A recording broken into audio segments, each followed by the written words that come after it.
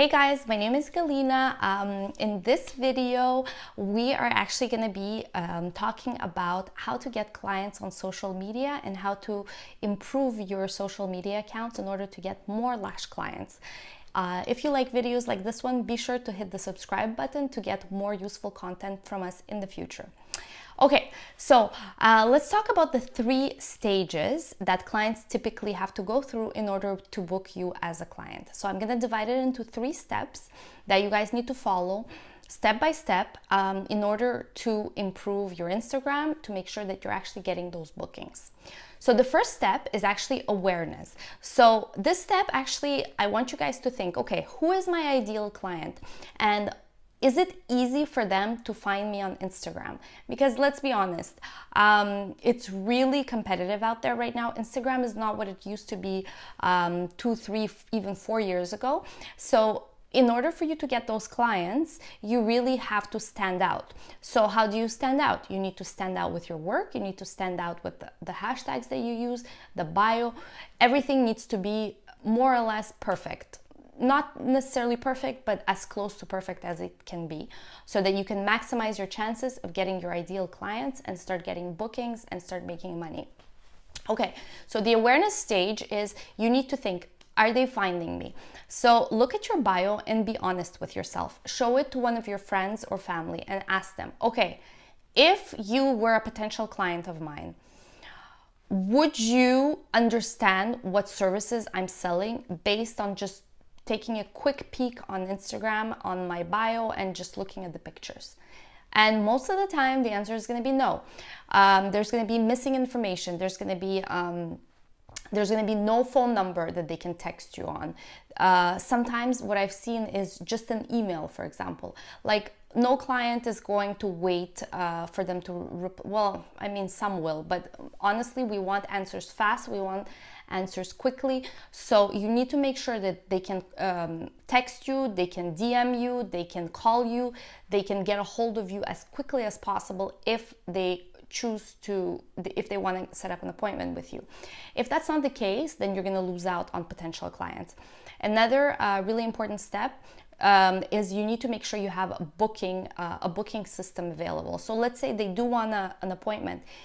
It should be easy for them to actually click, reserve a spot, put in a deposit with their credit card, and there you go. If it's difficult and it's hard to reach you, you're going to lose clients. So make sure that that's optimized.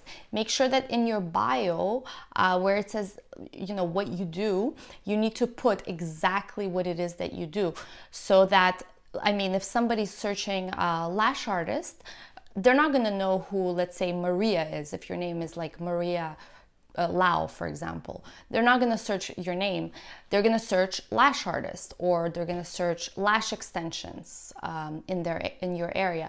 So ideally, you should put the area where you're located. Let's say it's Texas, Austin, Texas. You should put Austin, Texas, where you're located. You need to put what services that you offer, so that it's easy. The chances of you popping up when they're searching that in Instagram is going to be much higher if you just put your name and some other information that is not really relevant or useful in your bio. So bio is extremely important. It needs to be optimized really, really well if you want to avoid losing those clients. So that's part of the awareness phase. The other key point in the awareness phase is hashtags. So hashtags are extremely important, and it's so important to use them correctly. So if you're a lash artist, let's say you're Maria Lau, and you're looking for clients in Austin, Texas, and you're using hashtags that are, for example, eyelash extensions, hashtag lash artist, hashtags follow for follow, hashtags like for like, hashtag fluffy lashes, or whatever. Do you think your ideal clients are actually searching for those hashtags? First of all, chances are no. And secondly, they're such large hashtags that chances are you're gonna get buried in the like in the algorithm, and your posts are just not going to be seen, because most likely accounts that have much more followers and that are spending much more money on Instagram are going to be seen. So it's important to use the correct hashtags. So how do you know what the correct hashtags are? Just think, if you're a client that lives in Austin, Texas, and that wants to get their lashes done, what hashtags are you going to use? So put yourself in the shoes of your client and think, okay, what hashtags are they going to use? Most likely they're going to put hashtag Texas lashes, hashtag Texas lash artist, or even more specifically, the exact city that you're located in. And those hashtags are going to be much smaller. And so your chances of ranking on top are going to be much higher. So there's an app that I would recommend for you guys where you can actually find this information. You can actually find useful hashtags. It's called Hashtags. That's the app. So I'll link it in the description below. And so you should really be do the research on the hashtags. It's really, really important. If you're using the wrong ones, you're killing your chances of getting seen. Now, the other really important tip that I should mention, unfortunately, you have to pay for Instagram and Facebook nowadays. If you want to get booked, you need to spend a little bit of money. It's not the way it used to be 3-4 years ago, where you could just post a picture and then you get free engagement and free clients from Instagram. That time is gone. If you're getting on board now, you kind of missed the train, but it's okay, because you can still get clients, but you have to pay a little bit. So I would recommend looking at your pictures and videos and seeing which ones have the most likes, the most engagement, which pictures are the ones that are the best sellers, let's say, on your page, and boosting those for like $5-10 a day. And you will get clients from those pictures. From those ads, I would recommend that you add a little special, like for example, I don't know, $20-30 off your first set as a first-time client, because it works much better if you offer some kind of special.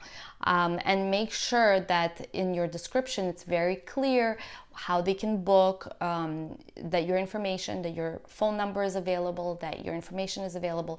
Because if your clients are going to be seeing those ads and then they go on your profile, they click, and then they're not able to book with you because there's no information, you're going to lose that money.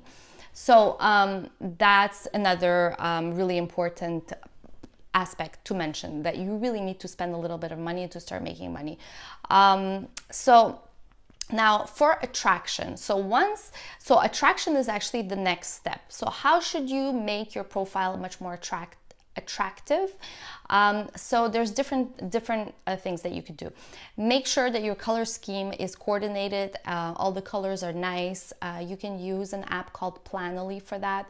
It's really, really helpful, because it kind of helps you plan out your posts and the color schemes, etc.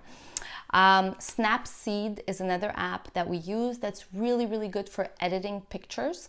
You can like brighten them up. You can add any remove any imperfections and things like that. So Snapseed, Canva. Another thing the other part of attraction is, okay, so now that clients are able to find your profile, what are you going to do to get them to book as a client? So why should they pick you? Why should they pick you instead of another artist? What makes you so great? So you need to stand out. So how are you going to stand out? By using these apps with by improving your pictures, making sure your pictures are not blurry.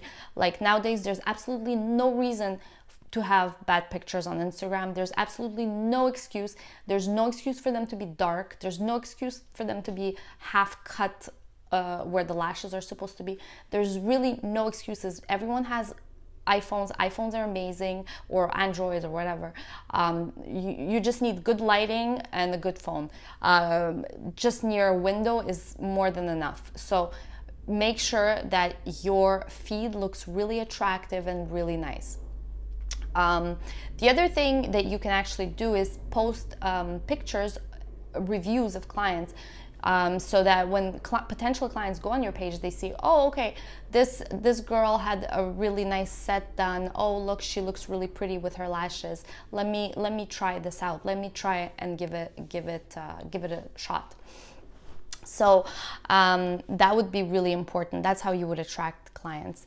Another way you can attract clients is actually by checking who comments on your pictures and, you know, DMing them. Oh, and just asking them, hey, if you ever consider doing lashes, I'm available, etc., etc. Just doing that one-on-one.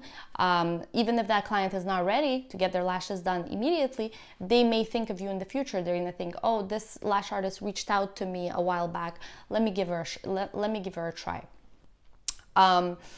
Another thing that you can actually do is just the same way as what we just spoke about.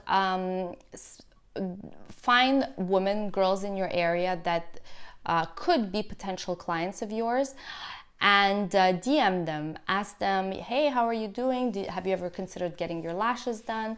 You know, I'm available if you're ever interested.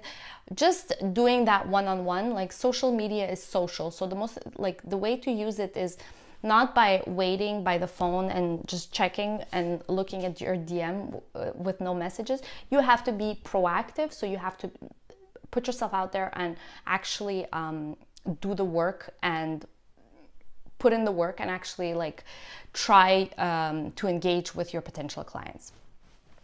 The other really important aspect would be, this is the third part, which is nurturing. So nurturing, it basically means that when the clients that you already have, you have to post content for them.